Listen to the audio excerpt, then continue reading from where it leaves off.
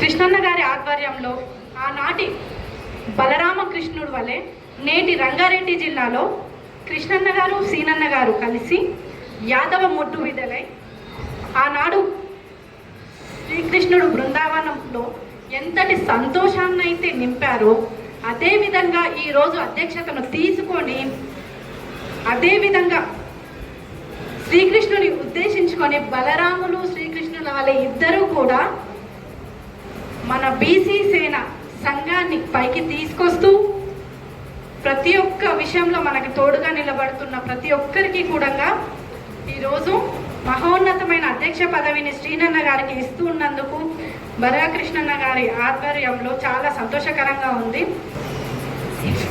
చాలా ప్రిపేర్ అయ్యి వచ్చాను చెప్తామని, కానీ ఈ స్టేజ్ ఫియర్ అనేది ఫస్ట్. ఎందుకంటే ప్రతి గ్రామంలో కూడా మేము వెళ్ళి మహిళలకు చెప్పే విధానంలో చాలా యాక్టివ్గా వర్క్ చేస్తూ ప్రతి గ్రామ కమిటీ మీటింగ్లలో మేము మాట్లాడగలిగే అవకాశం మాకు వచ్చింది. కానీ ఈ సభాముఖంగా మేము మాట్లాడాలి అని అంటే ఆ ధైర్యం సరిపోవట్లేదు. ఎందుకంటే అందరూ పెద్ద పెద్ద స్టేజ్ నుంచి అందరూ వాళ్ళ అనుభవాలను తెలియజేస్తూ ఇక్కడ వరకు వచ్చారు.